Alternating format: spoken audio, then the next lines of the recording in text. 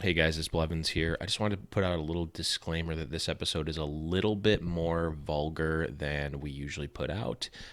Normally, I would go back through and edit it. I just didn't have the time and I wanted to get it out before Overwatch League matches start. So keep that in mind if you've got little kids and you don't want them hearing a couple of swear words here and there. That's really all it is, nothing too bad. But it is absolutely one of the most fun episodes you're going to listen to. So sit back, relax, have a little fun, and enjoy.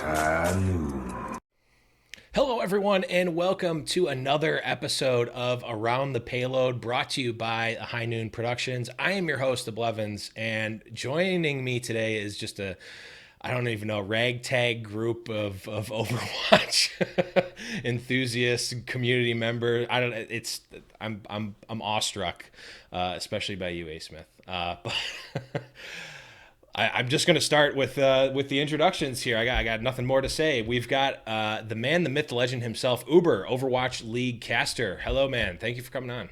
Hi, thanks for having me, bro. Good to be here. Thank you for coming on. We also have, and even though she told me not to use this, I'm still using it anyway, the foremost expert on the European Overwatch scene, Noukky. What is up? Thank you for coming on the show. Disclaimer, I'm not an expert. Thanks for having me. All good.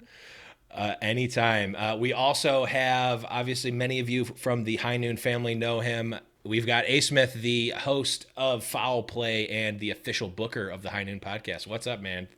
Not much. Happy to be here, man.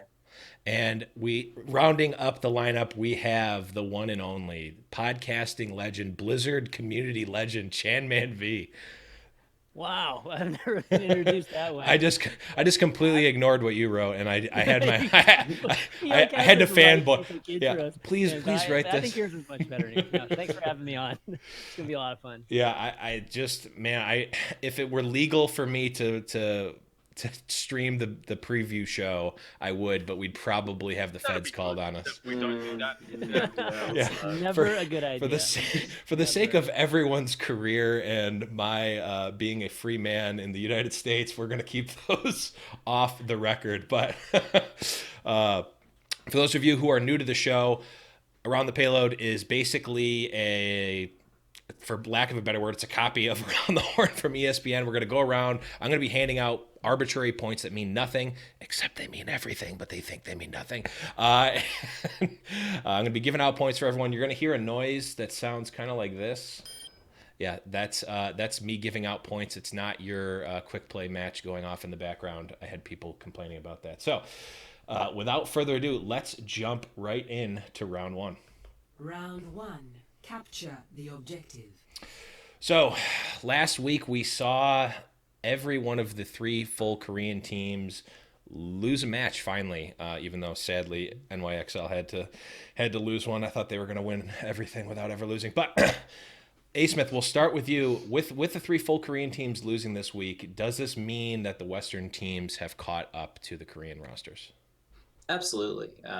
I think the Western teams really have done a good job, and the reason why would be they're scrimming with these Korean teams. They're learning more strats and how to deal with these people effectively. And it boosts their entire play. I think the biggest thing, though, is most of these American or NA or European teams have picked up Koreans. Mm-hmm. So when you add Koreans, you kind of catch up to the Koreans pretty quickly. Therefore, by the transitive property, right? Isn't that how that works? No, you lose points for just saying and referencing the transitive property. It's so bad. It's so rampant too. But go on. I really do agree with that. That they have caught up. It shows by teams beating them. Other than Seoul, both teams were beat by NA or combination teams, non all Korean teams, if you will. So I look to see that happening more and more throughout this league as these teams scrim each other. You're going to get more strats. You're going to get better technical things, and you're going to really do well here. Mm-hmm. I expect to see not the 3 all Korean teams in the top 3 like everybody's predicting. Mm-hmm. It's not going to happen. This league is going to be wild, and it's going to be crazy, and it's going to be a lot of fun, as we've seen this last week. Mm-hmm. Yeah, last week was definitely a proving ground for a lot of teams. But Chanman, I'm curious on your thoughts. Are the NA teams, have they caught up, or was this just kind of a fluke this week? I think they're catching up. I wouldn't say they've caught up yet. I think this week was more of a fluke, and it was one of those things where some teams were playing out of their minds. Some of the Korean teams weren't playing well that day for whatever reason. And then let's just remind everybody that Seoul, which is the best team, lost to a Korean team. So they didn't actually play a Western team until we see literally all 3 of them then get beat by a Western team. Maybe we'll see that, this week, who knows. But I think until that happens, you can't really say that they've caught up. But definitely you can see that there are some Western teams that are made up of Western players that are going to be contending. And it could be much sooner, even like within this season, even maybe even this playoffs, who knows. But they are catching, they're definitely teams we'll talk about, I'm sure, later on with some of these questions that we'll see. But a little bit just, what Asmith was saying, they're definitely learning from me, or they're getting a sense for what it's like to play against these players that basically have this crazy stamina and this high level of play that lasts games and games, like last 3 to 4 games, where I think a lot of these teams in the past only had about a game or 2 in them where they could just play at a super high level. Yeah, for sure. It's definitely going to be interesting to see, especially in the who makes the playoffs in these last couple of weeks with the playoff race. But Uber, obviously, you're on the front lines of this. You're casting these games. What are your thoughts on where the Western teams stand up against the Korean teams? Well, I mean, for the first time I would say in the history of like esports globally, there's an even playing field, right? By that I mean the infrastructure and the environment is the same for these teams. So logically, it's reasonable to expect that if there is ever like a gap that would eventually close. But the argument of like top Western teams getting experience from Korean teams is okay, but it's slightly flawed because firstly, sometimes Korean teams just straight up won't scrim you. That's what. And even if you're in the Overwatch League, and I know the first couple of weeks, Korean teams were just like, no, I don't think so. Secondly, if the Korean teams choose to scrim you, if they deign to descend from their thrones, they'll sandbag the shit out of you for the entirety of the scrim block if you can't push them. So the thing is here, like a lot of these teams like Seoul, if you don't push them, there's no incentive for them to show you what they can do. There's absolutely no incentive to do that because they can just sandbag and play troll and mess around with you. The reason why the gap is closing, if there is one, which has nothing to do with the ratio of Korean players in your teams, because I personally think, by the way, that the West was never behind Korea in DPS. Never the problem, right? It wasn't the caliber of individual, it was the coordination that teams had. I think like tanks in North America have always been like hard to come by, good tanks especially, and Europe you could say the same. Some of our European tanks, like definitely have been questionable. So it's the gap is closing, but I don't actually know if it has anything to do with Korean teams even being there. But it's that everyone has the access to the resources and the capacity to improve. They haven't caught up yet, though. No, I mean London. Okay, to London maybe sure. When I saw London come out of the gates, losing maps left, right, and center to average Western teams, I kind of thought that would be the case. But guys like Seoul, New York. I would definitely say it spent most of the time preparing for Seoul that week, although Philly played really well. It was really scrappy Overwatch. So Philly got to play their brand of Overwatch, and it worked out. So not quite yet have they caught up. Interesting. Noukky, any thoughts on this, especially when Mitch calls out your European tanks? It is definitely true that tanks are a tiny bit lacking in either region. But I think that one of the big things that people can do now, or can do better now, with Mitch saying that there's that even environmental ground, is that they actually have, after this 3 weeks now, that they have enough matches to research on those Korean teams. I mean, it wasn't like, except for Seoul, teams dropped maps already against the mixed teams and against the more Western oriented teams. And I think with the new support staff structure for each of those teams, with one coach, assistant coaches, and analysts, for example, it's a very strong argument for them to prepare better against those Korean teams. Yeah, for sure. I mean, there's definitely something to be said about just the level playing field, if nothing else. And it'll definitely be trying to see moving forward. But let's move on and talk a little bit about the Dallas Fuel and really the big news from this week. Again, dominated by Dallas Fuel, although this week maybe in a better light than the week with XQC, but all signs pointing to AKM joining the Dallas Fuel. So Chanman, I want to get your thoughts. How is Dallas going to use him? They have a full roster right now. What's the game plan for AKM and Dallas Fuel?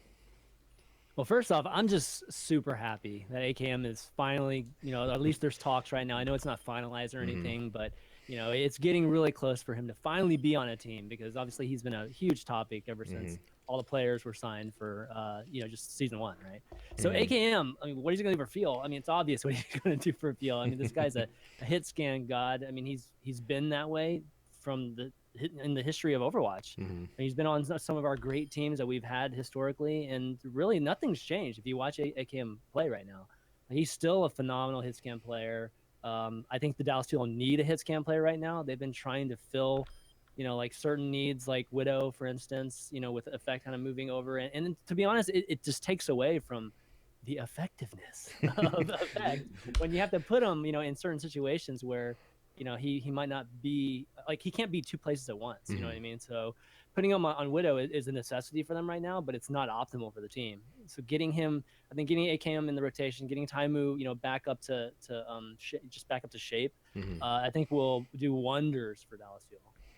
Yeah, for sure. And you did, in fact, get a couple points for the effectiveness pun. I liked it. Uber, what do you... I love the reaction to that, Uber. But what are your thoughts on AKM and the Dallas Fuel? First of all, obviously he hasn't signed anything, and I'm pretty sure the only reason why Hastro announced it is because Jacob Wolf contacted him and said, "I'm going to break this story." And so normally what you do then is you let the journalist break the story because you done goofed and he found out some way, right? But Hastro's like, "Nah, fam, this is my favorites and retweets." He goes out to say it. Not the best idea, by the way, because journalists like Jacob who break news regularly, you kind of want him to be on your side, or at least work with him a little bit. But to the point itself, seriously, if we're in a world where Taimu was actually playing well, there's actually not a place for AKM in this roster. So, this is obviously out of necessity, right, that he's being brought in. I mean, he can't play Genji, and Effect is not going to play Genji. Sorry, it's not actually going to happen. And guess what? Seagull's also not going to play Genji. Not at least for the first couple stages. Especially not with the way the meta is now, and you're far more rewarded for playing Junkrat all series. So AKM's are well and good to come into this team. He will obviously sort of fill that hit scan role. Unproven, by the way, on Widowmaker at that top level. Didn't play much of it in his time with Rogue. It wasn't a comp they played at all. He played 76, and some 76. He played a little McCree, didn't he? In a meta where D.Va was so dominant that 76 is like Taimu in Apex, who were very easily shut down and made kind of nullified a little bit. But the World Cup was really good from AKM. That was I think if not for a good World Cup, AKM could have been in more trouble because the meta didn't favor 76 or hit scan focused players at the time. His Pharah is really good. Now guess who's also not playing Pharah? Seagull. Hasn't been playing Pharah because he hasn't had time to practice it because he's been playing Junkrat and Hanzo in their Junkertown comp. So he can actually fit that role. There are spots that he can fit into that Timo didn't fill, but it's you don't necessarily have a Widowmaker for AKM, but you do have a Pharah. So it doesn't solve any glaring problem. It just fills a gap that Timo ostensibly seems to be leaving right now because he just straight up doesn't want to play or whatever it is. I'm more interested to see what the addition of a new main tank to this team will do. Because unpopular opinion, I don't know what is going to happen with XQC after his suspension because he's not been practicing with the team. He's not scrimming with them until it's done because why would you scrim with him? And Coco, we know he's that quite aggressive player. He also is quite a stubborn player. He's very stubborn. So, if they can unlock themselves by having a main tank that's adept at being aggressive, then it might be even more an important story than AKM coming on. For sure. Definitely a lot of interesting stuff with the Dallas Fuel. But Noukky, I'm interested to get your thoughts on what you think the Dallas Fuel will do with AKM. If this is, assuming that this is true, what does AKM have in store for the Dallas Fuel? A pretty interesting storyline that I could think about is moving Timo a tiny bit because we saw him playing the Roadhog. We saw him playing like more DPS oriented off tank roles. And with Mickey on the as a main diva player, they could definitely use someone that plays the more aggressive off tanks a tiny bit more frequently. I think putting AKM on a hit scan role and then maybe playing on certain maps with Timo on Roadhog or with Timo on Zarya could actually benefit them in the long run, and it gives a tiny bit of more flexibility to them, especially if Timo really feels like he tweeted the other day that he's not a really good hitscan player at the moment. And I'm sorry, but like, it doesn't matter how good you are at the game. Not everyone is going to be able to deal with the rigors of being in the Overwatch League. Yeah. For a star player. That stuff is going to be tough on you mentally. And Dallas Fuel has the biggest and most rabid fan base, by the way.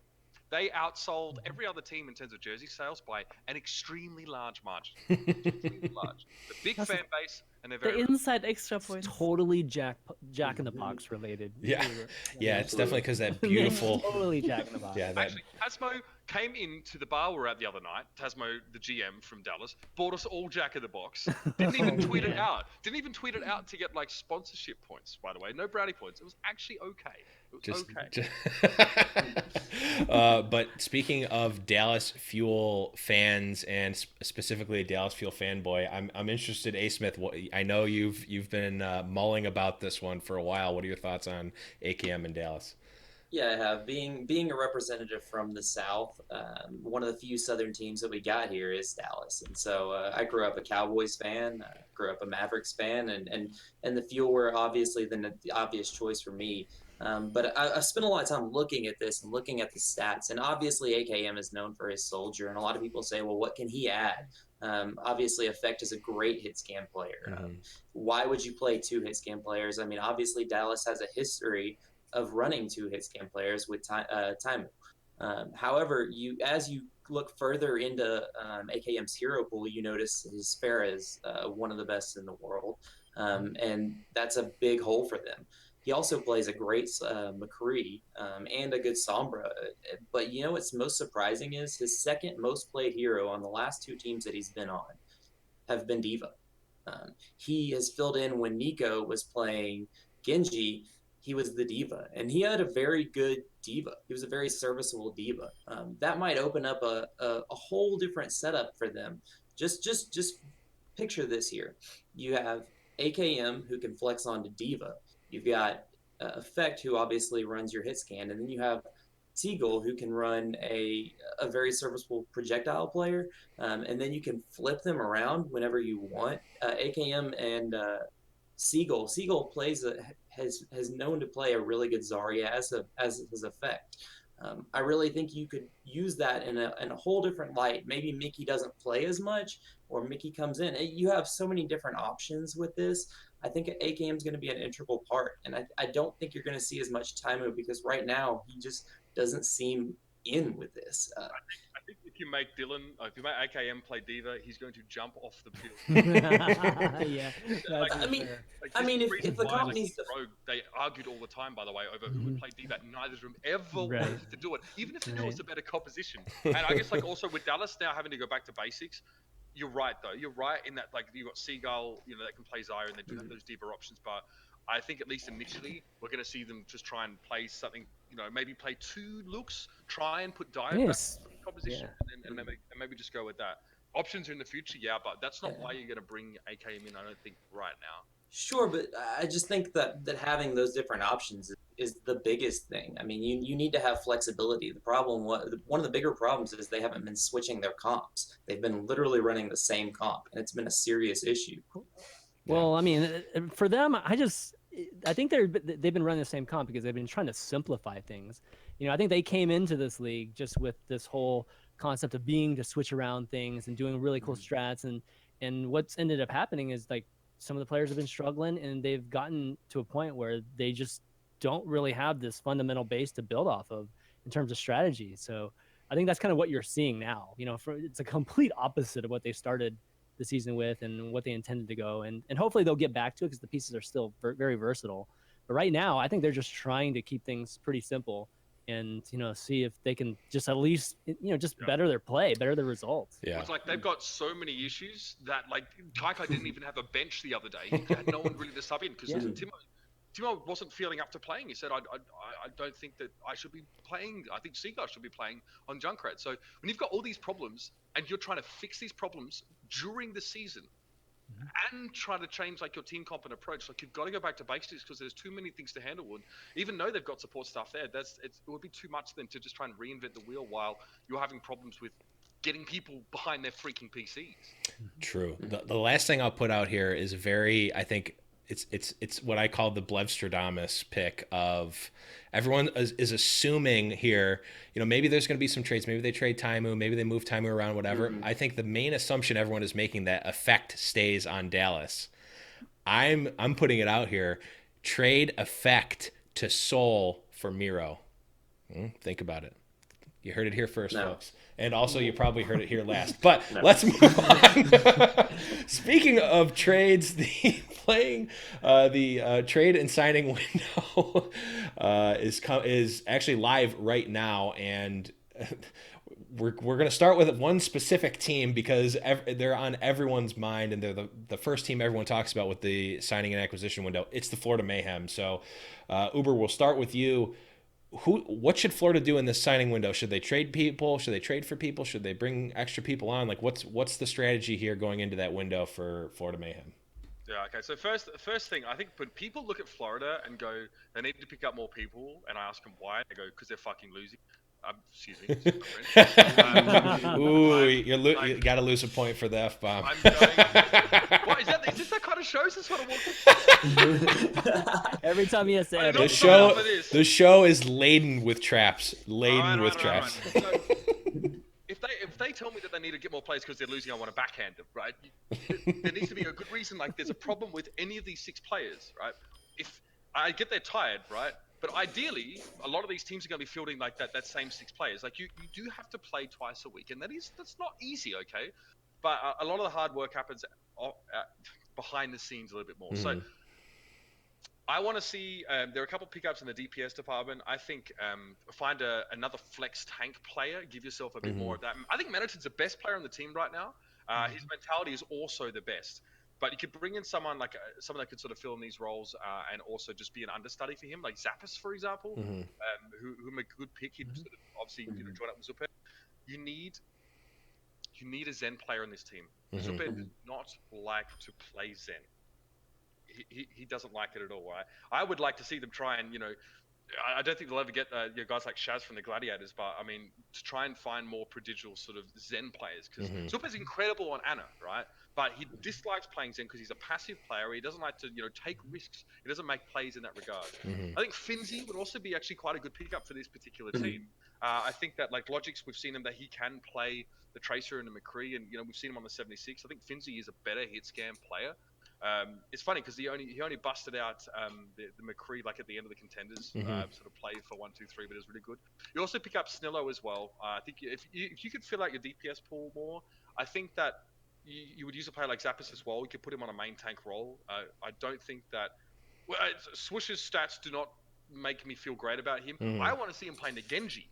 I want to see him playing the Genji because Tavik hasn't been a good Genji and hasn't been able to spend enough time on Genji to make an impact in the game. So I want to see a swap there. I want to see Swoosh go back to playing DPS and then bring in like another tank for him. And even one of the 1, 2, 3 guys would be good. Someone like Haffinkel's quite a good player and he can fill in like that flex tank position as much as Zappis could. But yeah, tons of options. If I'm just thinking Europeans, just to try and simplify my answer.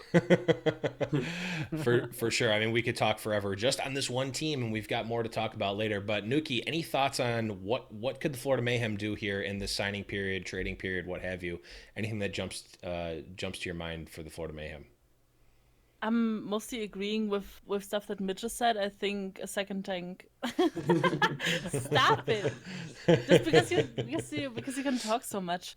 I think a tank, another main tank than Swoosh is definitely something that you want to have on, not only for having the diversity of the tanks, but also to play around a tiny bit with the roster more. They have flexible players on there.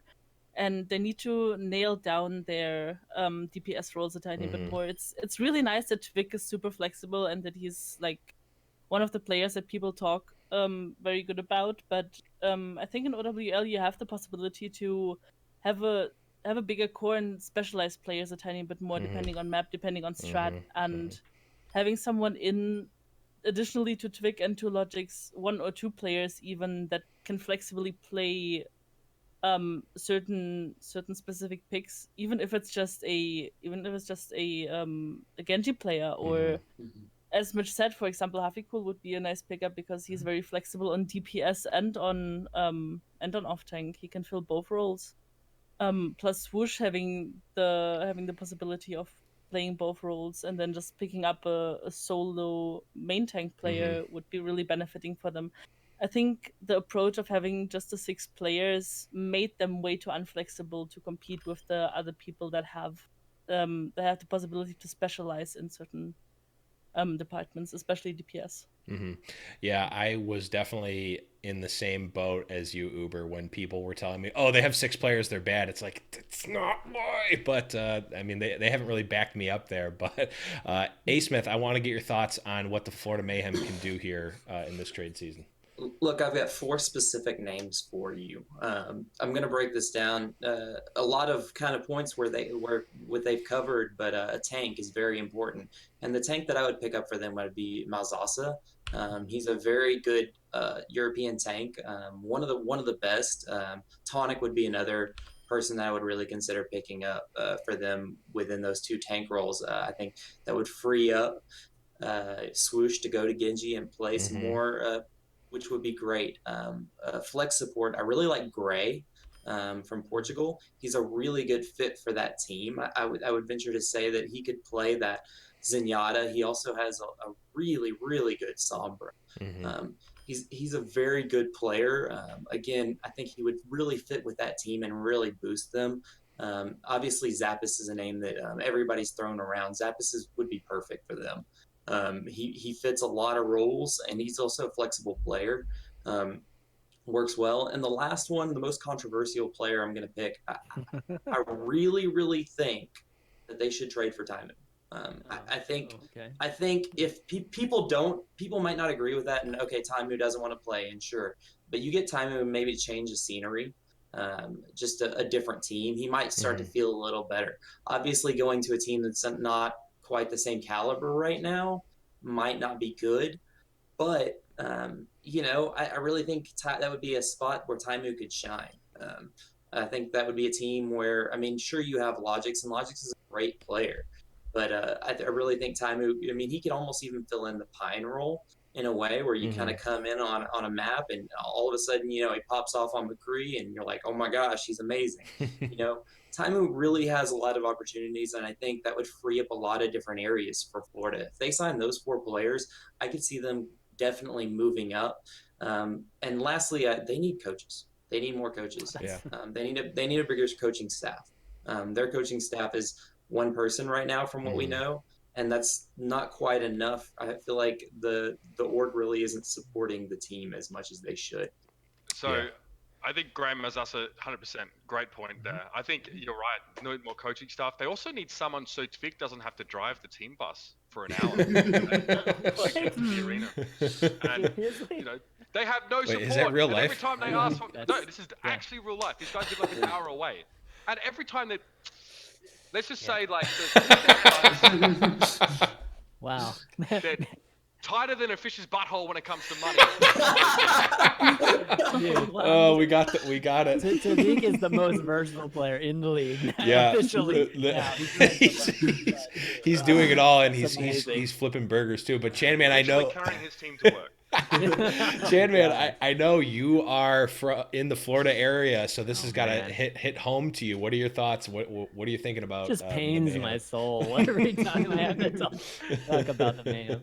I mean, all of you guys have covered like a lot of what I would probably say. I mean, player-wise, Zap is great. I mean, actually, Asmith, you named a bunch of them. That was like Melzasa and Gray were two guys I was going to try to talk about. But for me right now, I think all those guys get together and just having the same kind of thing with Dallas. Like, it's super versatility. That's great. That's great on paper and everything.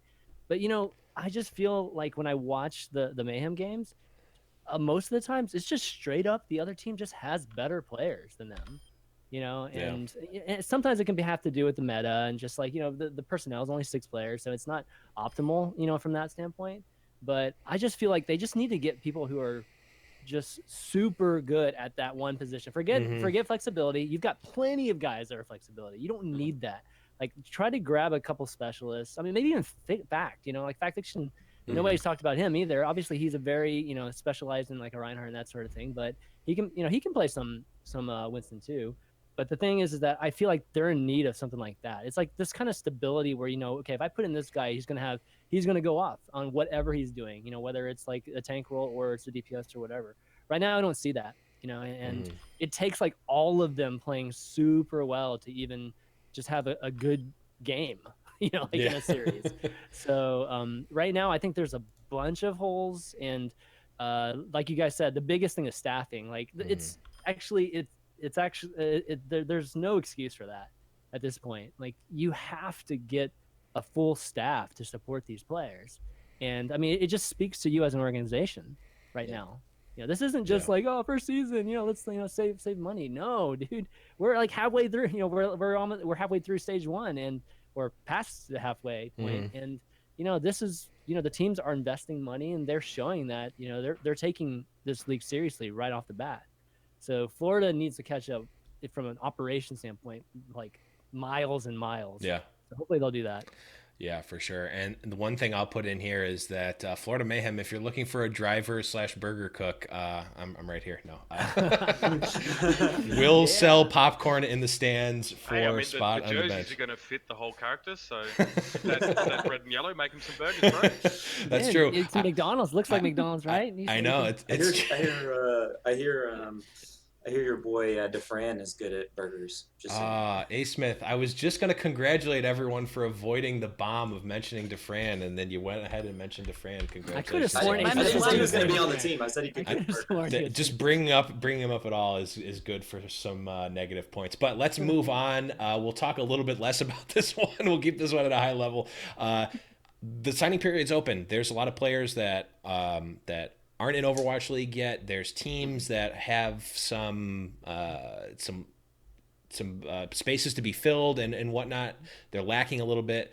Noukky, I want to get your thoughts. Is there anything that jumps out from other teams maybe making trades or picking up, or maybe players that aren't in Overwatch League that you think could make a splash? One thing that immediately comes to mind is Shanghai Dragons there, because you saw all the drama around the team pickups, all the politics and policy things and stuff like that, and I think they could actually benefit from leaving that aside a tiny bit and actually looking at some players from Miraculous Youngsters, because I think it would greatly benefit their team to just pick up some very high mechanical players. From an already proven team. Maybe even look at some that played, what was it, OPC? I think it was OPC. And just get some more synergy in that team, and just to turn down the drama and to actually starting to be effective in the league. Yeah, definitely a good point there. Asmith, I'm curious. What do you? I know you had a whole essay here. I did. I have a lot. What is some of that essay? Okay, I had 4 teams that I think, but I'll stick with 2 teams. I like San Francisco to the Shock to pick up some players. And maybe move some players around. I really think they need help in the support role. They only have 2 main supports with Dak and Sleepy. I think a player like Adam or Wolf would be really good on that team.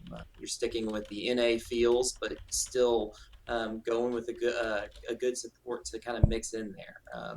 Obviously, if you're still in the Mercy meta, Adam is the obvious choice there. Adam's notably known as one of the best Mercies in the world.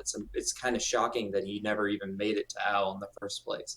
And I like Nomi, but I don't think he's the best tank out there for them. I think there are better ones out there. I really like Christopher to be picked up on that team. I think he would be a good pickup, and you give them some flexibility with the tanks, and you're gonna prevent some burnout there. The other team I would say would be Houston, and I know people love to hate on Clockwork, but I do think another Tracer player would be good for that team. I think a player like Davin from Gigante would be a great pickup for them, as well as I'm sorry about this Noukky, but Craggy would be a really good pickup. He plays a great Tracer player. I know he's on your team now, but he would be great to go into like the Houston team. I would be happy if he gets the owl spot. Don't get me wrong. Good. I'm not like that. Just after he wins contenders, right? No. You got to get that trophy first. But Chanman, anyone jumping out for you at the trading period? I mean, the biggest one for me, I think, would be Shock too. I think the Shock have a lot of holes, especially like Asmith was saying in the support area. It's going to be interesting when Sinatra and Super get on the team, because that's going to change a lot of the dynamic. But definitely, we've seen Sleepy struggle like on numerous occasions. The times that the Shock actually do well, Sleep actually plays decently. So I think that he's been having some problems there. It's not solely his issue, but they definitely have some kind of chemistry issue or something there with that. Dak at times too, I don't think has been in the best. So yeah, I think Adam would actually be good. I think Adam actually plays. He's obviously a great Mercy, but I think he can actually play Lucio in different support heroes quite well too. So I mean, I know he's still out there. In terms of the tanks, I don't know. That's a tough one actually. I think that you could make an argument that that Nomi's not playing well there, but definitely having another option there. I mean, there's a Roadhog. I mean, they have issues. I even feel like with off tank, on this team. So I think there's even some possible Roadhogs out there. I think that could actually be pretty good for them too. I mean, we've got specialists still out there. I mean, Harblu's still out there. And so I think they could stand to improve. I think they actually have good pieces in play. So if they could just replace one or two pieces, we could actually see the Shock, kind of rise, maybe into that upper mid, level in terms of where their ranking is right now. But yeah, I mean, and like Noukky said, I mean, I think Shanghai Dragons have a lot to really look at right now, and I think everybody knows that, so that's kind of an obvious one. Yeah, but Uber, last word here. What's the big splash that's coming for a non-Florida team? Yeah, I'll try and keep it short. I want to see Zufan Jun brought into the Shanghai Dragons roster. I think a couple players on that, even Jiki Ren as well, as a good as a flex tank player. I think like Shanghai's tanks and supports are not good. I'll leave it there. The Gladiators could use an extra flex tank or someone who can sort of go across flex and DPS. If they don't have Bishu on any given day, they don't have a Diva player, and they actually really struggled when Bishu was sick during the pre-season. And they played it, I'm going to say it was Boston or something like that, and they had a lot of problem there playing triple DPS because they couldn't play anything else, and it didn't work because their dive just got decimated. San Francisco, it'd be interesting once Super and Sinatra come into the team as well. I think Nomi is going to have to step up. I don't think IDDQD is going to play much at all, full stop. I just think we're just not going to see much from him. I have to question Soul's DPS a little bit. I need to see Bunny and Wakid are not going to be top DPS players in this league at this state, and probably we need to keep an eye on them. I think that hurt them. Flatter is very much doing a lot of stuff on his own. The Valiant, I don't think either Silk Thread or Agilities is the answer for the Los Angeles Valiant if they need a really, really strong secondary DPS player. Yeah. I think that when it comes, like Silk Thread has some good moments on Genji, but this team, if they really want to be consistently a top performing team, they might consider another player in that role. I think Soon is obviously very good and not the issue there. That's about, I mean, there's a few things. I think like teams like Philadelphia have players they just don't need straight up. Like, I mean, I'm glad that Hopper's fine. I mean, he played okay. A couple of moments for him that I didn't love against the Shanghai Dragons, but like, it's so easy there to be down on a diva when like Poco's out there just like leading the 44th Battalion Brigade with like mortar strikes like everywhere over the battlefield. Play the games every time. But people like Mistakes and Snillo are on their respective rosters. Like, what you think Mistakes is going to get put in over Striker anytime soon?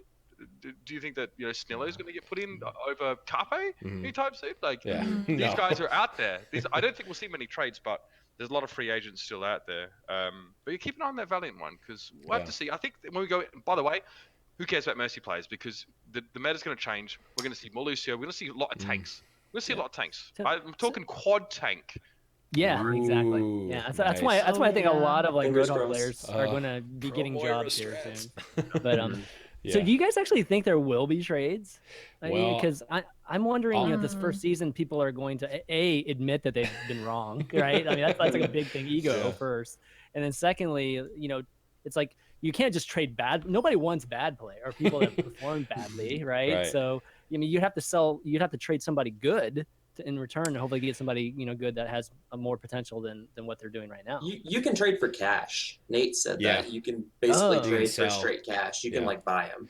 Also trade for empty spots as well. Yeah. So Okay. all I'll say is that we've brought up the fact that Dallas needs an aggressive tank and that Seoul could use an upgrade in the tracer spot. I'll just leave it at that. Just think about it. Think about Stop it. it. That's gonna bring us to the Okay. end. That's Okay. it's gonna happen. I'm telling you. God, if it happens, I'm gonna everyone in the world owes It's me $5. documented. Yeah, everyone in the I'm documented. just saying, everyone that watches an Overwatch League match, if it happens, you owe me $5. I'm just saying. But that's gonna bring us to the end of round one. We definitely have a very close one here.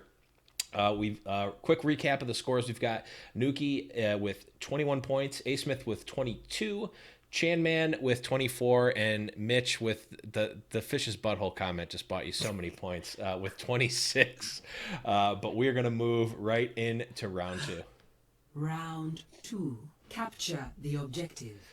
So this is an interesting topic here. We've got so each team obviously has to play 2 games a week, and theoretically they're going to want to prepare for both of these teams. So I'm curious. We've definitely seen very linear teams still be able to do well. So I'm wondering, and I'll start with you, Asmith. Is there not enough time for these teams to prep for both matches in a week? I'm gonna have to say yes, there isn't. You hear a lot that the casters have been saying that they focused all of their time on this game and probably not this game. Therefore, that's why they don't look as prepared or whatever. And and that was the excuse that New York had. And I think it really might be a valid excuse. And you look at it, and it just seems like you're cramming a lot of time, and then you have games that are like a day or two apart, and it's just really, really tough. I would like to see them space out the games, maybe do like first of the week and then end of the week, maybe, instead of doing all in one block. Giving your teams a little more time. I know that you'd have like a week off or whatever. They have, with it all being in one time, they get like a full day of break or whatever. But I really would like to see that. And then you have an occurrence like Dallas had, where they closed one night, and then within like 12 hours or something, they had to play the next day, and that's just rough. That's tough on a team, especially they can't go back and review their VODs and get proper amounts of sleep before the next game and then do all that. It's just really tough. I hate to see stuff like that, and I don't care if it's Dallas or whoever it is. I don't think teams should be put in that position. I think you should give them a little more time to prepare. Therefore, we would see better games. I think we would see teams more prepared, and the games and the level would be even higher than it is now. Yeah. Chanman, what are your thoughts on this? Is there too much to prepare for in a given week of Overwatch League? Yeah, I mean, I think that when you have a team that actually has to prepare twice as many maps than the other team, then we can definitely run into an issue. Not even to mention just 2 different teams, right? So I think we've run into that like several times. I don't know why that happens, to be honest. Like it should be possible to create a schedule that does lay out teams, playing different teams on different sides of the week, and have that actually work out. So it's definitely been something I think they probably learned this year. And the back-to-backs, like you just said, 12-hour difference between that should just not happen. We don't have like that many. We don't have 31 teams, and we've got these crazy basketball deals where we literally have to do 4 games back to back to back. We don't have anything like that in Overwatch right now. So Overwatch leagues, that shouldn't happen. Yeah. So right now, yes, we are seeing issues, and I think as people who are pundits and watching these analysts, we have to take that into account. Some of these losses is because of that reason. So we might take it as excuses, but they're actually valid excuses. Yeah. And hopefully, when it comes down to like the playoffs and some of these like very just very hyped games and series, we get to a point where they can prepare. They have plenty of time to prepare. Kind of like what we saw with Apex, right? Like that was the beauty of Apex, is because we saw teams that had plenty of time to scout each other and then prepare for each other, and then it was just who could execute the best. Yeah, for sure. Uber, I know you are doing a lot of prep for these matches. Is it too much in a given week for these teams? So the schedule could be better. It's also like the map pool situation will need to be looked at more. So like in theory it works, like having the map pools the way they are, but then like for example like Dallas turn around and had to play like Boston in the morning after playing San Francisco. Boston only have to practice 4 or 5 maps of the week. Dallas had to practice 7 or whatever. That kind of sucks. But while I'm at it, Blizzard, I'm going to be at the arena till 11 p.m. on Friday night and then be back there in the morning. Selfish. Let's not just talk about the players. What about us guys who are out there? In all seriousness, I think it is too short. There is a way to get, like, you can get the schedule better. The map pool argument is a different one, and it's actually more complicated than people sort of see on face value. It actually is to benefit the teams, obviously, with all the maps that there are. But we, as casters, also said there's got to be a way that this can be avoided. And in most cases, it can. Sometimes it can't be. Because matches are also often played at a specific time to suit their time zone. Yeah. So East Coast matches, you know, and also London playing earlier on in the day, things like that. So like you've got a few constraints you have to juggle, and it's not always going to be perfect. Yeah. For sure. There's definitely a lot of moving parts, but Noukky, final thoughts on this one. Is it too much? Would it be too much for your team to so to say to prepare for these 2 matches in such a short period of time? I think so too. Yeah. I mean, the other 3 guys basically said everything that is there to be said. So there's not much more. The thrills are going last, right? Yeah. Yeah, it's the Around the Payload is definitely a brutal show in terms of format with that, so I apologize for that one. But let's move right along. Stage 1 playoffs are very, very quickly approaching here. And it's going to be the top 3 teams, regardless of division, are going to be in the Stage 1 playoffs. 2 plays 3, and then the winner of that plays rank 1. Right now, it's almost with a little bit of a caveat, anyone's game to be able to either get into the Stage 1 playoffs or get booted out of the Stage 1 playoffs. I don't believe that mathematically there are any locks here. Now, there's some very, very likely ones. So, Chanman, I'll start with you. Do you have any dark horse picks for a Stage 1 playoff berth? Is there a team that no one's expecting or that people wouldn't have expected at the beginning of the season to make the Stage 1 playoffs?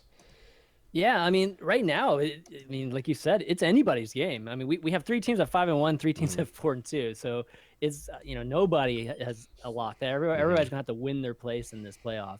And for me right now, I don't even know if there's that much of a dark horse given how they've looked the last 2 weeks. But I'm high on the Houston Outlaws. Like I think that they are a top 3 team right now, and hopefully they'll get a chance to prove it this week. But I just like the way they're playing. I mean, they seem to be in sync. They seem to fix whatever was happening, week 1. And right now they are playing very disciplined and just quite honestly, just executing plans that you can kind of see what their game plan is going to each and every one of these games, and they are executing really, really well right now. I think a lot of teams will watch a lot of that, the VODs and the films and try to prep a little bit better for these type of strats they're throwing out there. So they'll prepare for them. But right now, Houston Outlaws are rolling, and I mean, Lynx are just on fire, and Jake's obviously one of the best Junkrats right now, and you got Muma and all. I mean, you have basically everybody on that team playing well, and they're just on the same page. Like whenever you have 6 guys that are like, on board with, whatever, Tyron's like selling them. I mean, Tyron's just an awesome coach to, I'm sure, play for.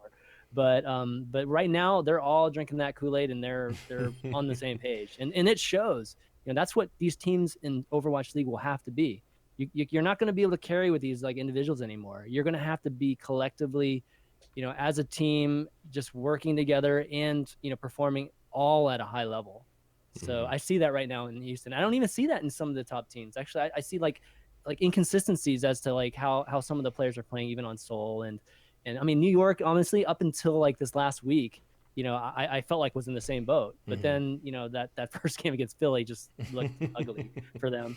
But then they stepped it up in Seoul. So, I think New York has those qualities too. And then London is just like, man, I don't know which London team I'll see from time to time. So. Yeah. But Noukky, I'm curious to get your thoughts on this one. Is there any team that maybe that people aren't too high on right now that you think may be able to make a run here at the Stage 1 playoffs? I don't think any of those that people aren't too high on about. My heart really wants Philly to make it because it's my European babies. But... Same reason, yeah. My heart really hopes that Philly can step it up a notch and just slip into those top threes, even if it means that maybe London needs to drop out of it. Another thing that I really would like to see would be Los Angeles Valiant. I think they played pretty consistently throughout all their runs, and even against the Koreans and stuff. There's definitely potential there to at least compete with the Koreans. So we have to see, I guess. Yeah, I think with the exception of Shanghai and Florida, that everyone's got a chance. Although I think maybe if Florida, no, I don't even. I think Florida might be mathematically out. Shanghai probably mathematically out. But Uber, any thoughts here? Is there a team that people are sleeping on right now that could make the playoffs?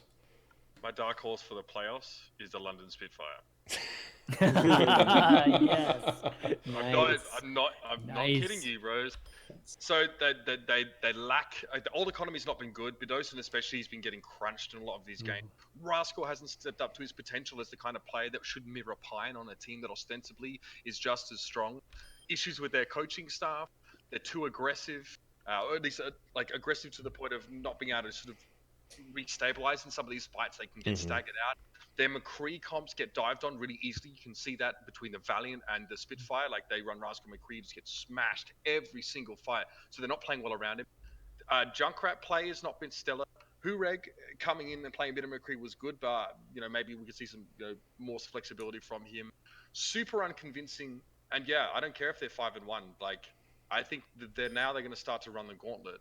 They've got a lot of nasty teams to get through, so they're my dark horse. Interesting pick for a dark horse. I don't think many people would consider it one, but you did make a very good point about it. Who's the third right now then, Uber? Or Mitch? Who's the third one right now then, if they're the dark horse? Do you mean the third one in terms of... top three teams right now then?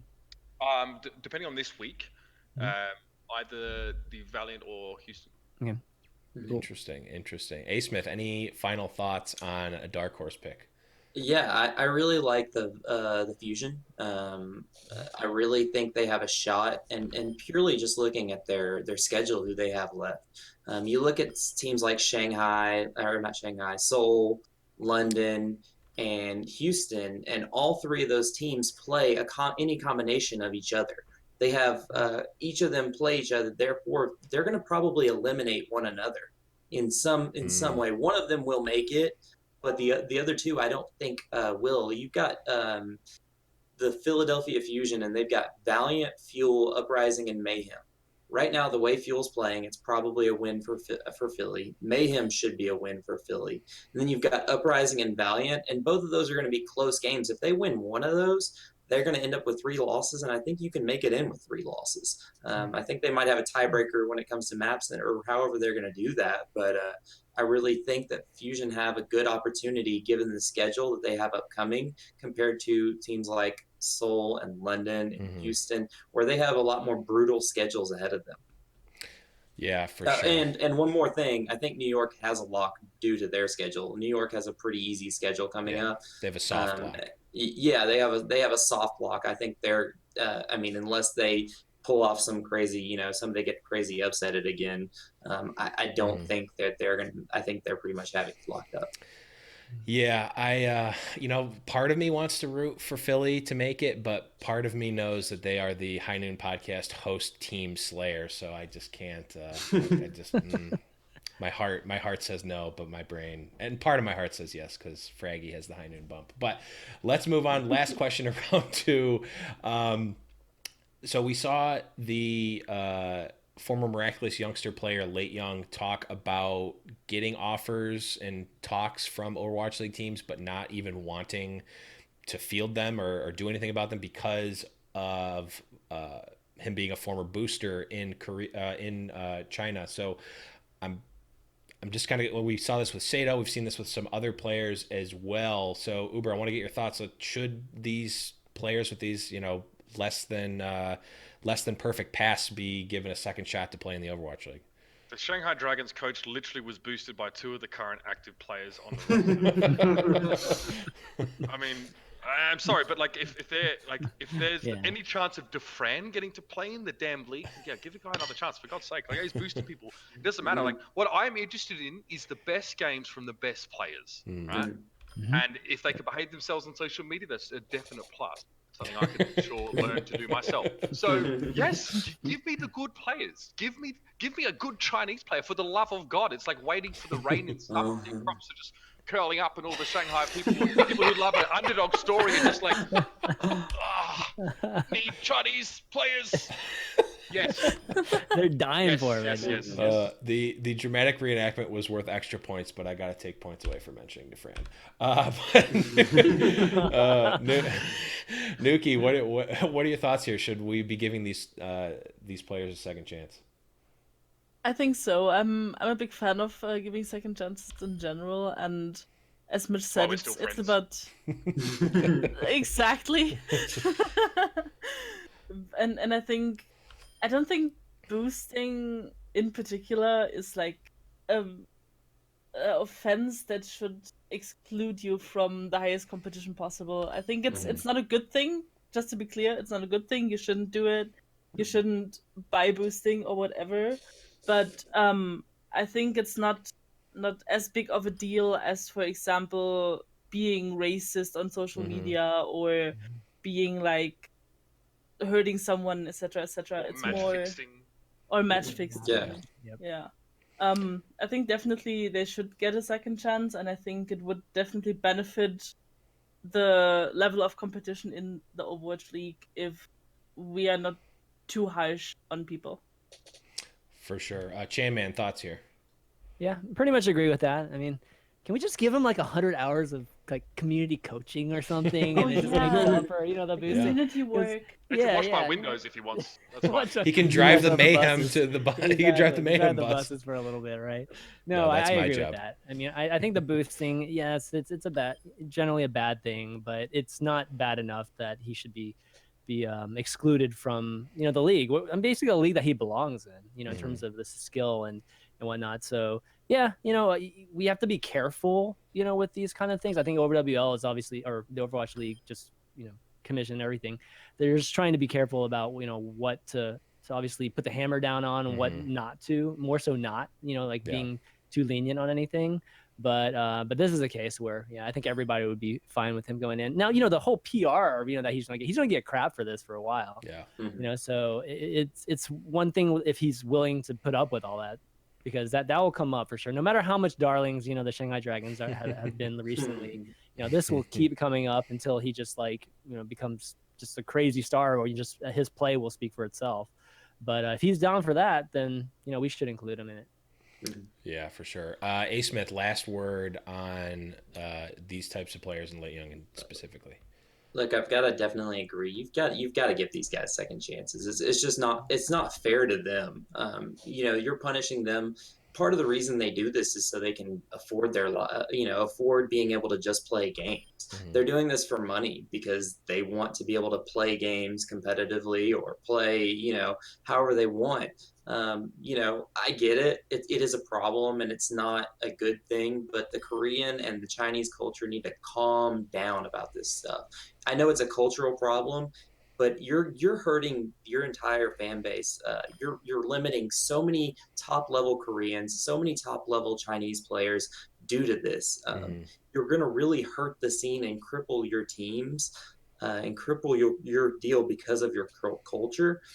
Also, I mean, they suspended Sato for 30 games. That's 3/4 of the season. That's way too long. I mean, it's not fair for them making them sit out for that long due to something they've done in the past. Now, if he did it after while he's doing this, then yeah, I can understand, this is in the rule book. You can't do this. We made this part of the rules. But you're punishing somebody for something they did in the past. That's tough. It's not like he's aimbotting or doing other things, or throwing in games and stuff. It's not as big of a deal as the culture is trying to make it. And I'm sorry, but you got to calm down. You're hurting your scene. It's your problem that the reason Shanghai Dragons aren't as good right now. Part of it is your fault because you've done this. Yeah, it's definitely a topic that is torn in a lot of ways. So we'll definitely see how that turns out. But that is the end of round 2. We're going to be moving into the buy or sell round. But a quick recap of the points. The gap has closed. It is much closer. It's still anyone's game here. We've got Noukky at 37 points, Asmith with 38 points, and Chanman and Uber at the top of the scoreboard with 41. Some theatrics definitely played into that for sure. But let's move into round 3. The payload is approaching its destination. This, of course, is the buy or sell round. I'm going to try to phrase the question in a way that makes sense to say buy if you agree, sell if you disagree. But if it doesn't, just run with it because I'm bad at this. So we'll start. Noukky. So we saw Profit. Obviously, this was kind of a flash in the pan topic, but we'll talk about it quickly here. Profit flipped the bird to the camera in Overwatch League. He got fined $1,000, and then everyone kind of washed their hands of it, got a little bit of a chuckle out of it. But $1,000 is $1,000. So Noukky, buy or sell? Does the punishment fit the crime here for the Profit case? I'm definitely buying the punishment. I don't know if I said that correctly, but it's all good. No matter what, it's wrong because I word the questions wrong, so it's okay. I agree with the 1,000. Okay, that was correct. I think in comparison to other punishments we saw, it's definitely something that you can justify. It shouldn't be tolerated, and it should get a fine, or it should be fined. Mm-hmm. And I think 1,000 is, in comparison to overall salary, a good amount to have a baseline with. Yeah, for sure. It was I think, equivalent of a slap on the wrist. Chanman, what are your thoughts here? Is it a slap on the wrist, or is $1,000 a big amount for something that was kind of innocuous?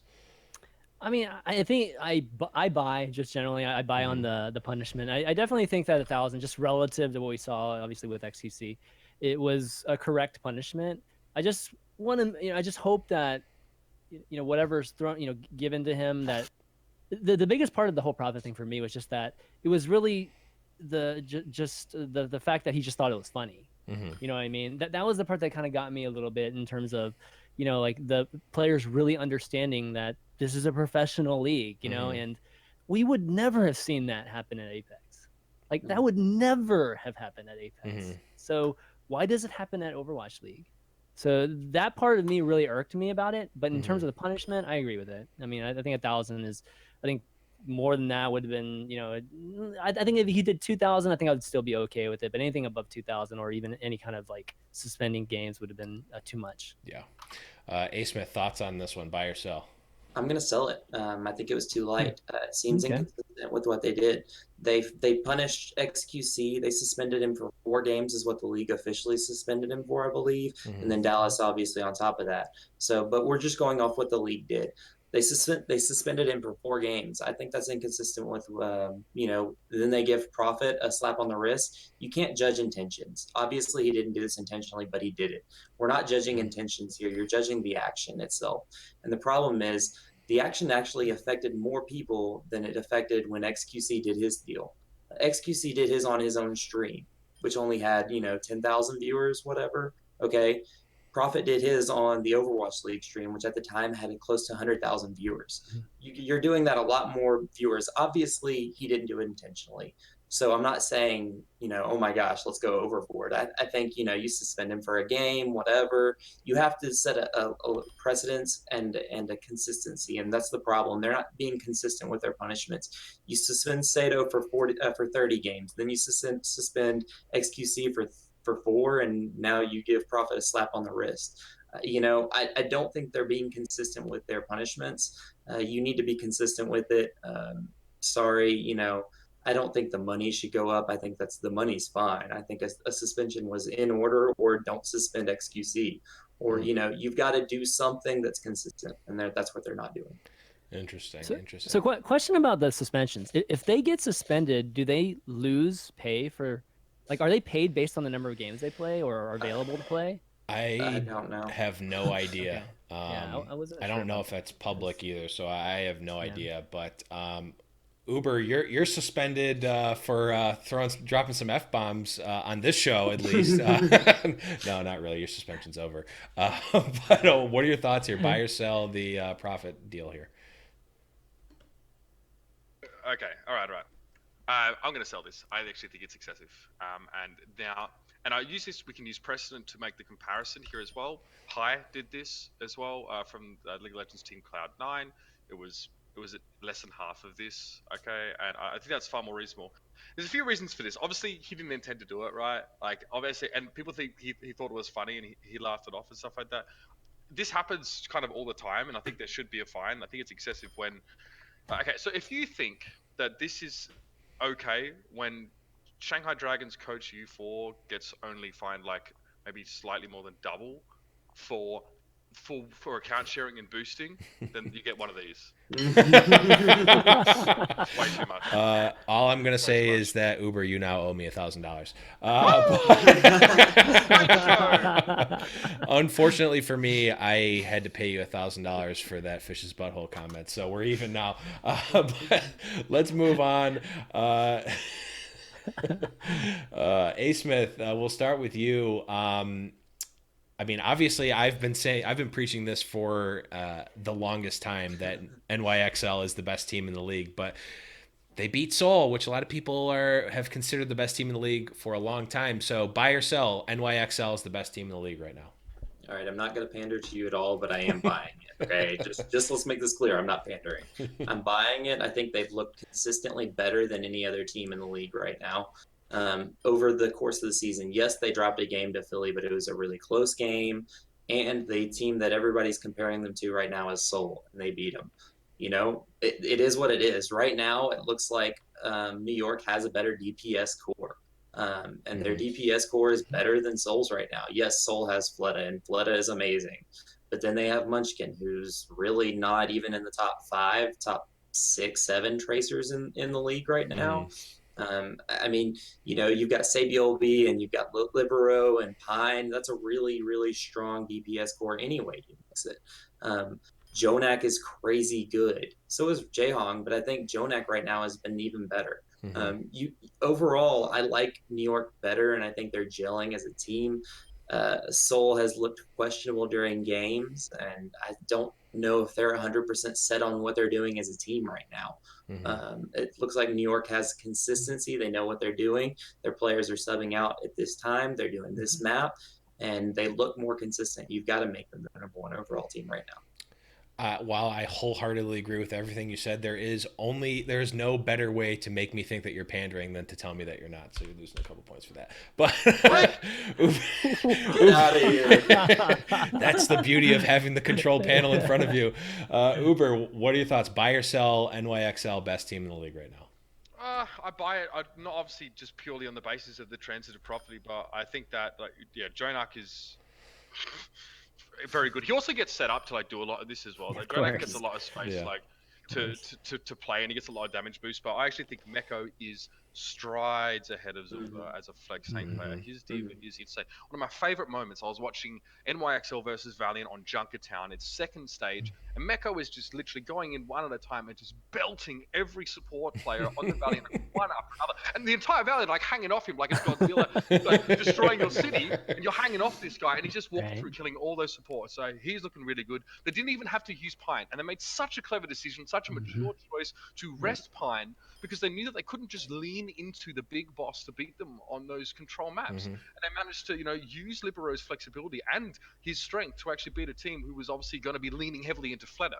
So I was really impressed by that. I hoped they weren't going to play Pine there because it's a bit gimmicky at that point, and Seoul were going to be ready for it. And Oasis kind of sucks for McCree in a lot of ways.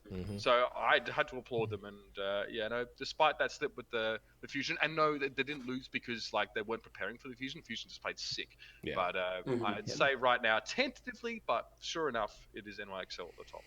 Yeah, it's hard to bet against Shadowburn and Carpe on any given day. But Noukky, what are your thoughts here? Buy or sell NYXL, best team in the league right now? I'm definitely joining the other two and buying it because most of the things that they said before too. I think the preparation and the support staff core of NYXL also plays a really big role in their success. Having the insight of when to switch players in and out and what strategies and preparation is run against those teams that they are facing, even though they drop maps from time to time, is still a very big factor in their success. For sure. But Chanman, last word here: buy or sell NYXL, best team in the league. Right this moment, I would say yes. I think that once we get to the end of the season, it might change. It might be 1A and 1B type of thing. But right now, New York, they just understand their roster the best right now. Those 8 guys, they know how to rotate them in for whichever map. It has to do with the prep, like Noukky was saying too. But they just, have a very definitive plan, and they just stick with it. Like, no matter what people say, the Pine, the whole thing about Pine.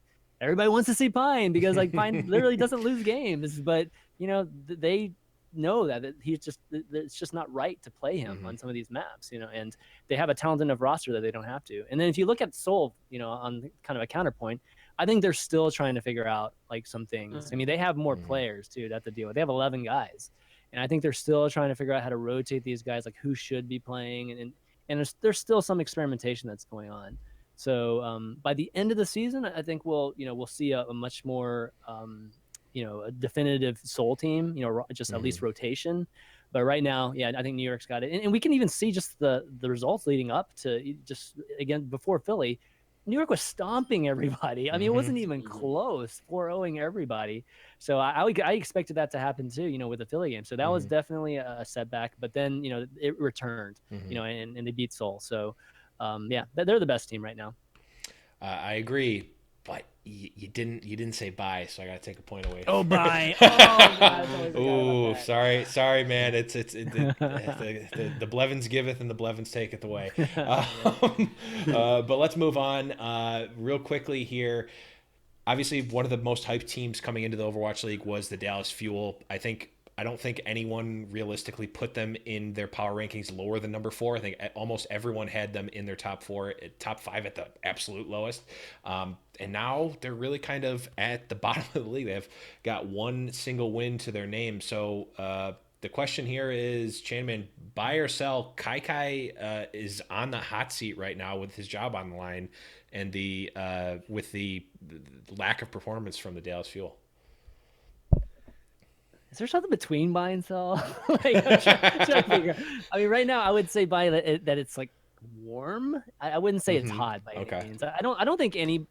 I think any team firing a coach in this first season, I mean, they'd have to do a terrible job, in my opinion, to have that happen. Well, yeah. I mean, it's possible, but I just think that it's a combination. How teams perform, what players are there. It's a combination between coach and GM, right? So it's like trying to pick who's at fault here. It can be a tough thing. With Kai, I think he's had to deal with a lot of things that were, he couldn't anticipate.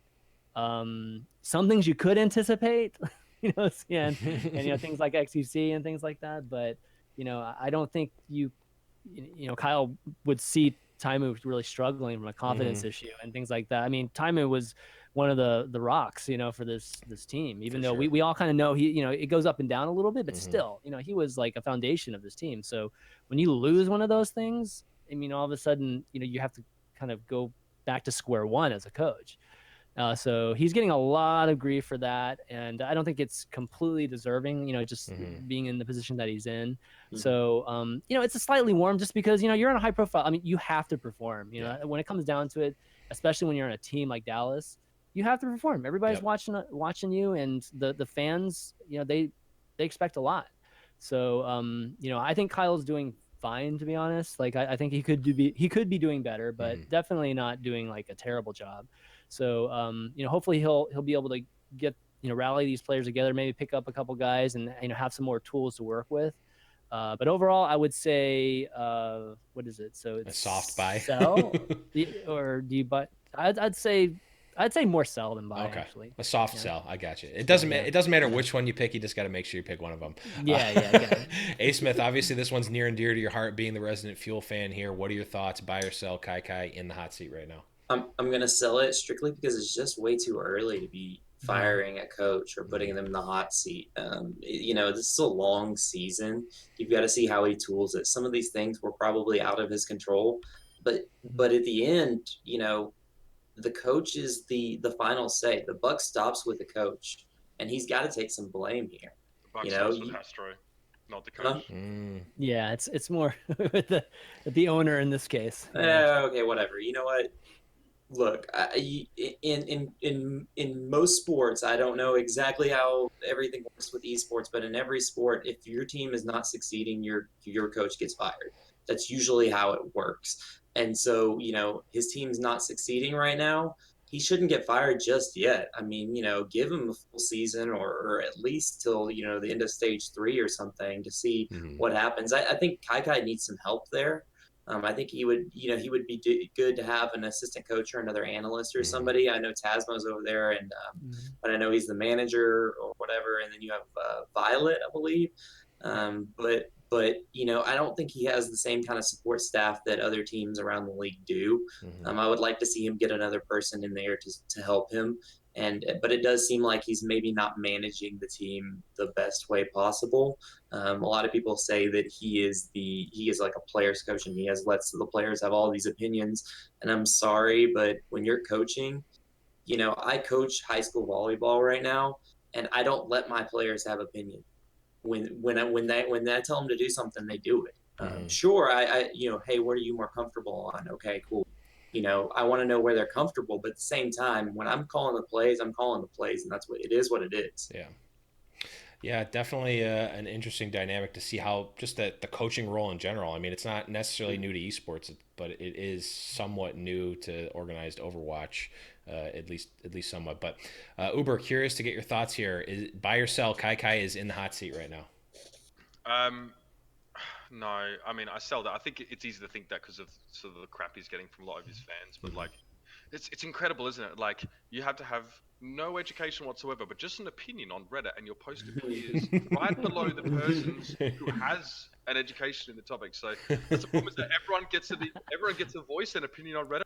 That's some nonsense, by the way. I mean, we need to dispense with that really quickly. So the point is, again, like, Kai has to deal with an incredibly interesting scenario on his team. I think he has one of the hardest jobs of coaches in the Overwatch League, because he's dealing with some real strong personalities. Now, I mean, this is kind of cheating, but I spend a lot of time in the Dallas FOWL scrim room, and I sit with them and I listen, and I listen to their conversations and their scrim discussions. And you've got guys that never talk at all. Chips and Coco, or Coco talks, but Chips said nothing. So you got XQC who talks all the time, but only when he really wants to talk. And then a guy like Custer who's just going to talk all the time anyway, right? Seagull who knows so much but doesn't talk unless it's maybe drawn out of him more.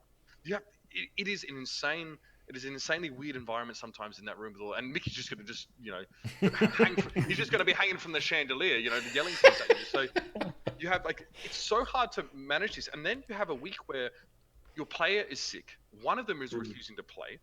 One of them is freaking banned or suspended. So you have now no options on the bench at all. And then you've got Hastro sitting up on the penthouse floor in Dallas, with his big Cuban. Oh, we need a French player. We need another one of those. Yeah. Who's that AKM guy? Get him in. Here's the thing, right? Hastro has a lot of say in his team, and he's very passionate about esports. He's very involved. You want them to bring in all these players, but Kaikai's like, we don't need any more. We don't need, like before, on the last day of the signing window, before the Overwatch League started, Hastra wanted Dallas to pick up AKM. And they couldn't because there's no time to process the paperwork for any of that. But Hastra's like, make it happen, Kyle, do it, my minion. Kyle's like, that's literally not possible. Well, Dylan had like very little time anyways. Yeah. So, okay, so teams not performing well, but again, you've got these players who individually are down on themselves, and you've got like Violet, they've got more coaching staff, and a fair few teams actually do have to work with, to be honest. Like having 3 on board. Tasmo is like the mum. All right, Kaikai's there is doing the coaching and has to be the bad cop sometimes, which I think he does really well. I'm really impressed with him. I didn't really know much about him as a player before coming in. I think he does a really good job. And Violet is there to work with the players on a 1-to-1 level.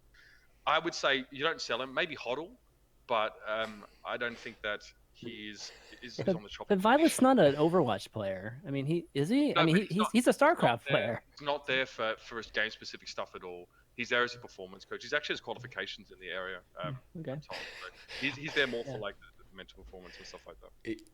Uber, I got to give you bonus points for the cryptocurrency reference there. So. Millennials' easiest audience. Let's go. Oh man. You got me. I have too much of my life riding in cryptocurrency right now to not just arbitrarily try to inflate the market by giving him points. But Noukky, I knew this was going to happen. Last word here: is Kai in some trouble? Buy or sell? Definitely sell. Like, I don't think that Kai is either the main problem, nor should he be printed as the main problem. I personally think he's doing his best with the situation he has, which is a very fucked up situation. But definitely not in trouble, in my opinion. Yeah, definitely. Mom cuss, guys. Mom cuss. Mom curses more often than you know.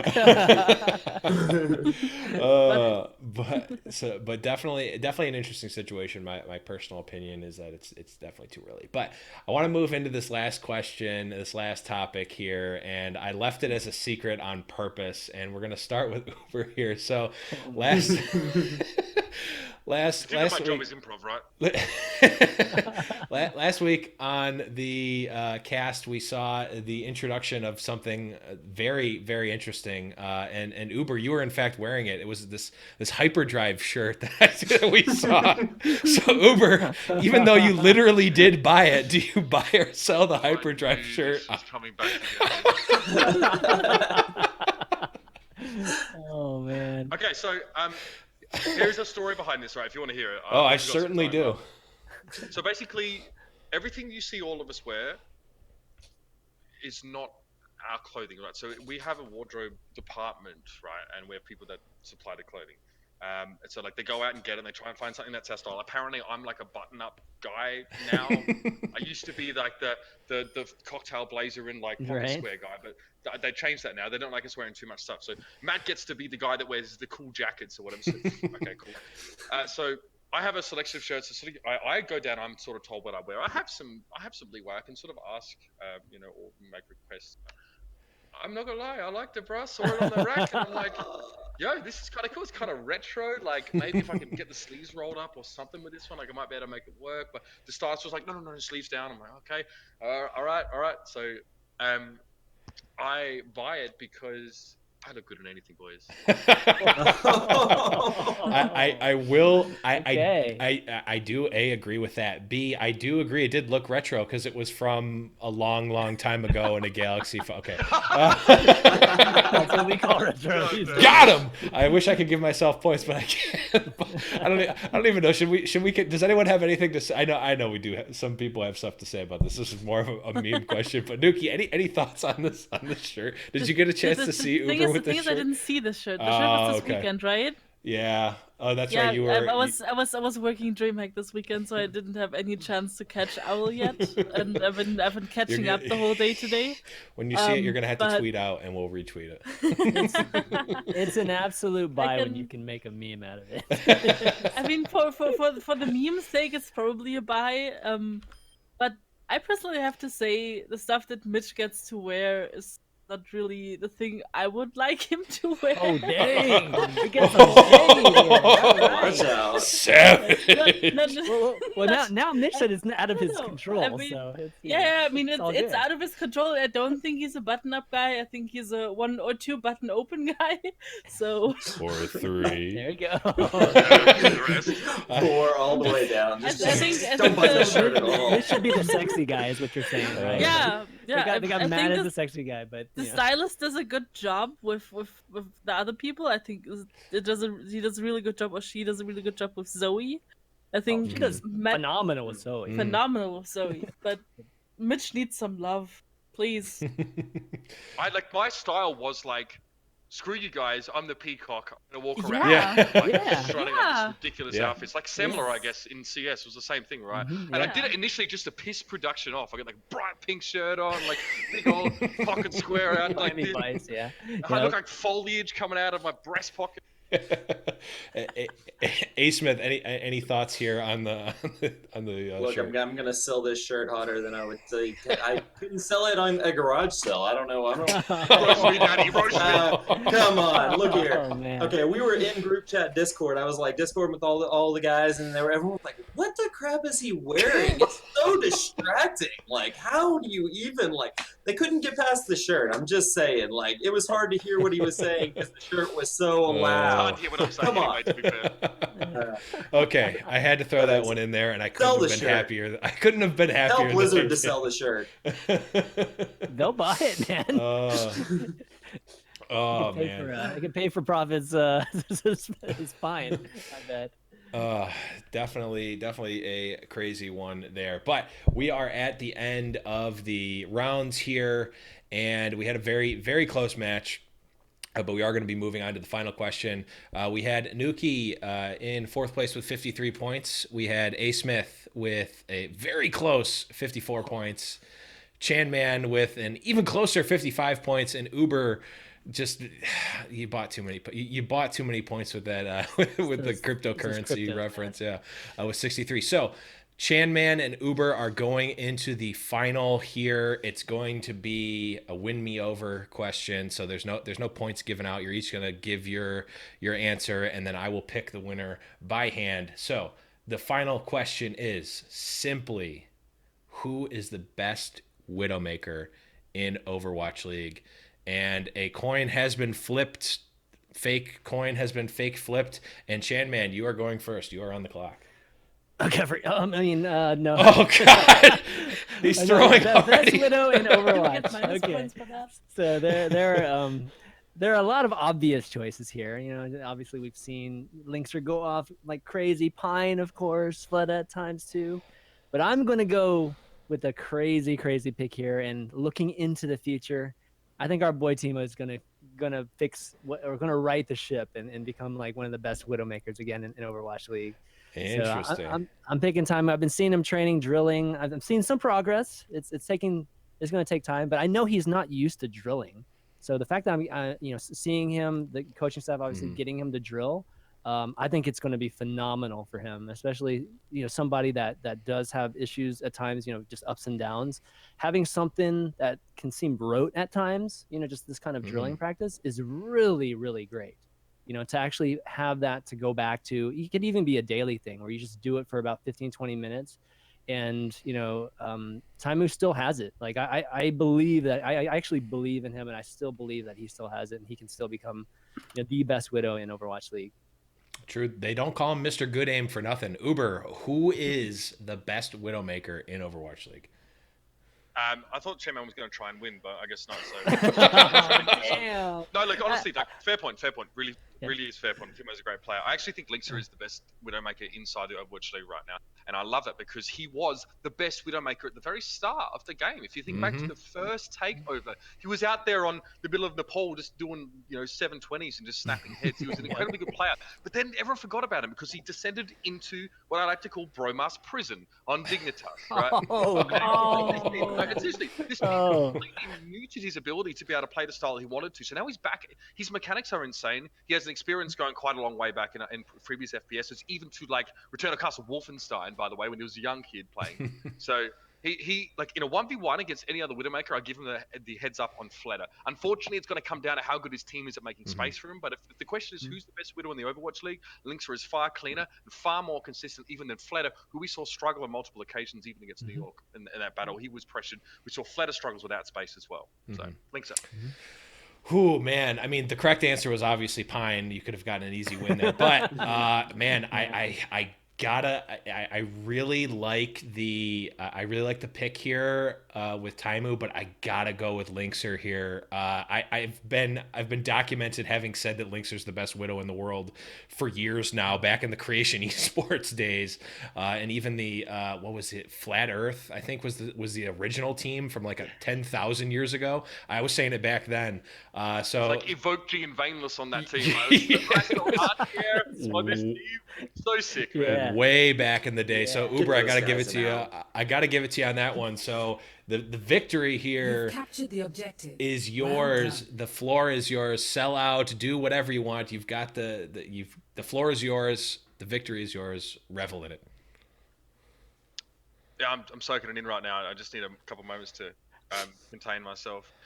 Can I just say, like, the stuff that the fact that this kind of stuff exists and we can get on and talk about Overwatch League like this, and there's so many other great podcasts out there, like obviously Chanman out there with the overview. I'm going to use my space to actually pump you guys up because I love so much coming on here and joining you guys for shows like this. The fact that they exist about something that I'm also so passionate about. You guys are, I think people like you that put on shows like this are far more important to the league and the ecosystem than you can even imagine. So I'm just going to say, go watch the Overwatch League, but big shout out to you guys and all the work you do. You're all ace. Really Aw. appreciate that. No, nice. Heart is warmed. Shucks. Heart is warmed. But that is going to be it, guys. I don't even know. That was probably the craziest episode. I think that's probably the word I would use here thus far. But thank you, everyone, for watching. You can check everything that we do out at highnoonpodcast.com. Make sure to check out everyone and thank all of the hosts. Tweet at them, say how much you love them, and all of that good stuff. But that is going to be it, guys. Thanks, everyone, for watching, and we'll see you guys next week around the payload. Bye-bye. Bye. Peace. Bye. Bye. See you.